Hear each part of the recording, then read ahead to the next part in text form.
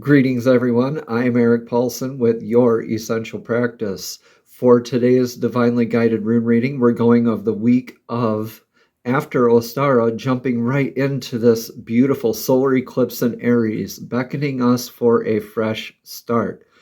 Welcome, seekers of wisdom and transformation. This solar eclipse in Aries on March 29th marks a potent new beginning and a moment to ignite our inner fire, embrace our courage, and step boldly into the unknown. This hybrid eclipse is infused with the warrior spirit of Aries and the service-driven energy of the moon's nodes, both in Pisces and Virgo, which urges us to really find our independence and face our fears and release our old patterns that no longer serve our highest divine source blueprint. Like a warrior preparing for battle, we must first fortify our foundations, right? Our legacies. What does that mean to us? Our health, our home, our spiritual well-being, mental well-being, emotional well-being, right? So that way, when we rise, we can do so with that strength and that confidence. Mars is the ruler of this eclipse, which reminds us that true bravery isn't reckless, but rooted in possibility, responsibility, persistence, vision, right? Those healed aspects of divine masculine and feminine with Mercury retrograde in the mix, patience and reflection are key. Bold action is encouraged, but only when guided by that wisdom and that intuition. So today, we turn to the ancient wisdom of the runes to illuminate the path ahead for each zodiac sign. What message do the runes hold for you during this pause? Oh, excuse me. Whew. What message do the runes hold for you during this pause? Oh, gosh. What message do the runes hold for you during this positive cosmic shift? Let's jump in and find out.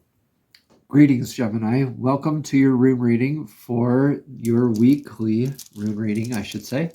And this one has that solar eclipse in Aries right in the middle of the week. I've already meditated on the runes, and we're going to use the Fairies Oracle deck for a message of clarity at the end. So let's jump right into it. Your past position. Recent energies are coming from Manas. This is that greater sense of identity. This is one clan flag connecting with another. Or this could be inciting a definition like an other than, or joining of the forces. So with that comes that definition, an increase of definition no matter how you look at it. Now you're coming forward with more of that sense of clarity. This is like the rune for mankind. So you're very much connecting more in like a tribal sense or a collective sense in your life. And after that lunar eclipse, and now with this eclipse, this is more about the continuing and using what that lunar eclipse energy gave us and how we've transmuted that and applying that now. Now we're applying some of the lessons that we've learned. This is great because this is a very kind of stable, kind of collective energy to lean on moving forward.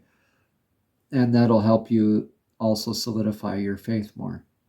And that is your rune for the current energies. The rune is called Algies. This is the elk rune.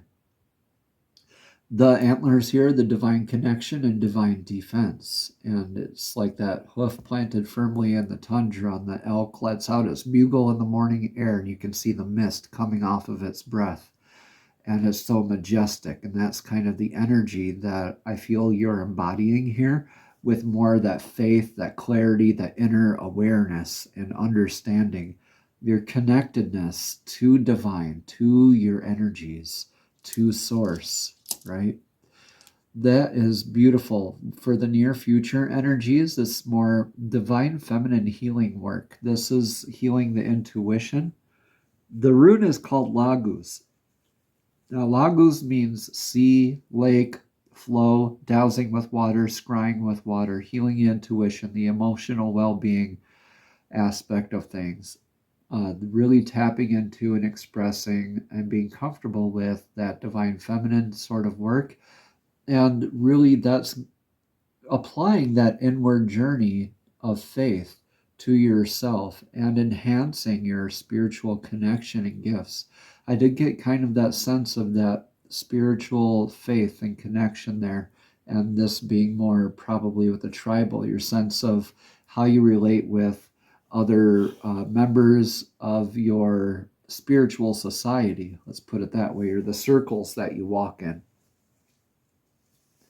With that, moving into the influence on this, we have Yara. Yara it literally means year. It's like a circle or a conclusion of a cycle, beginning of a new cycle. This is why it's called the harvest rune, and it's an irreversible rune. This is the rune where you're learning a lot of lessons, Gemini. You're really evaluating and taking into consideration, okay, did I plant the right crop? Did I nurture the crop enough? How abundant is my harvest? All right, what am I doing in preparation for the next planting? These are beautiful energies with that healed divine feminine and that faith guiding you, and really not taking into yourself these lessons in a sort of reactive way, like that unhealed ego aspect. You're very in tune with your intuition, and you're just kind of, it feels like you're passively almost taking stock of what's happening in your life, what's happening in your family, your home environment, your work environment, things like that. You're moving forward still with that sense of identity, self-worth, faith, and really just in your mind, in your subconscious, in your spiritual life, in your emotional life, you're applying and healing these aspects of divine feminine while you are learning these lessons. And that's really beautiful. So what is the current advice? The current advice here is in Pertho. Pertho is the gambler's cup. It is more about taking that leap. The universe holding up its hands saying, look, I got you, right? As you go through the journey of Pertho, you're starting off kind of going in this direction over this.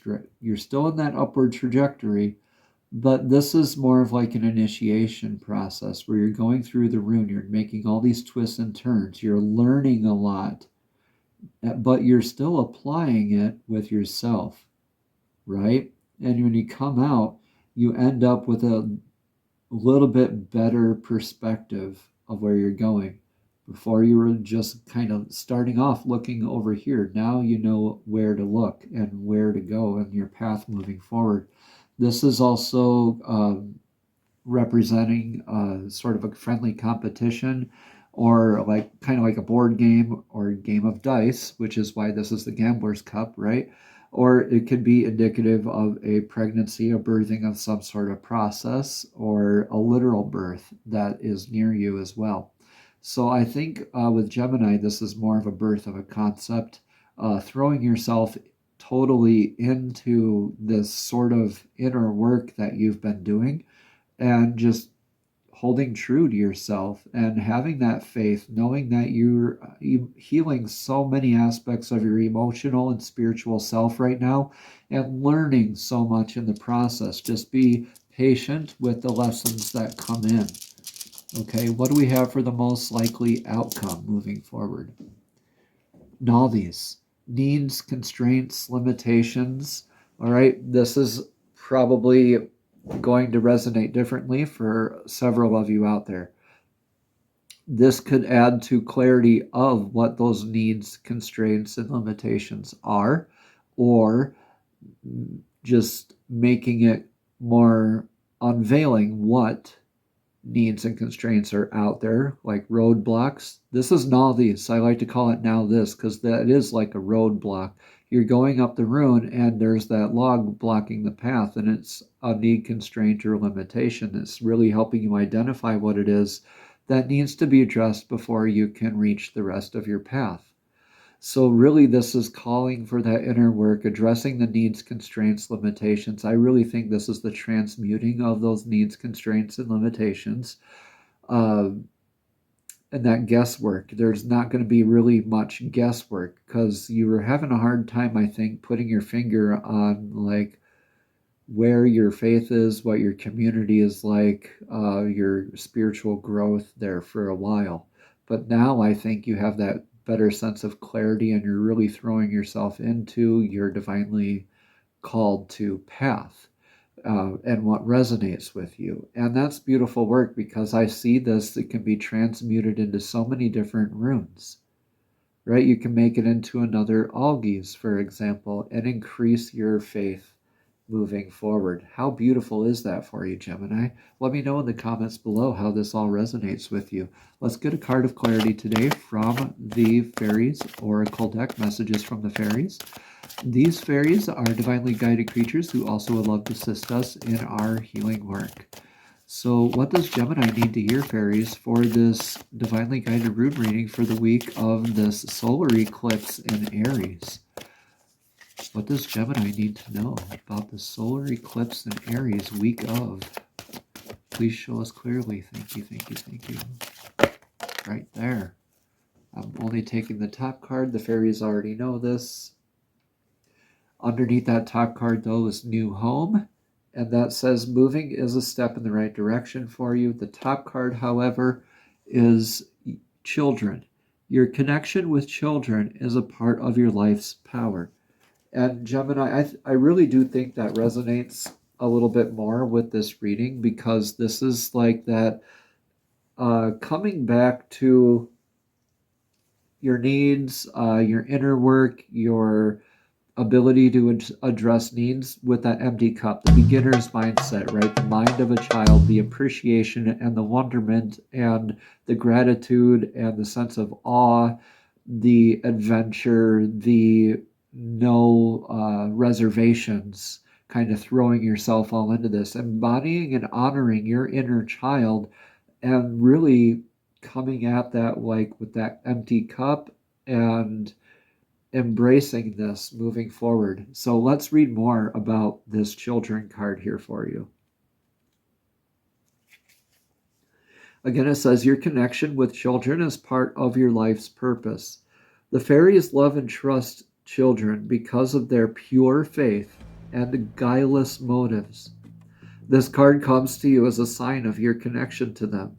As you read the additional meanings behind this card, notice that which message clicks with you as your truth. So pay attention to signs of intuitive feelings related to the topic of children, for the universe is trying to get the message to you. All right, additional meanings are your life purpose involves working with children, or the energy of pregnancy surrounds you. It could be this pregnancy. That Perthel could mean pregnancy for some of you.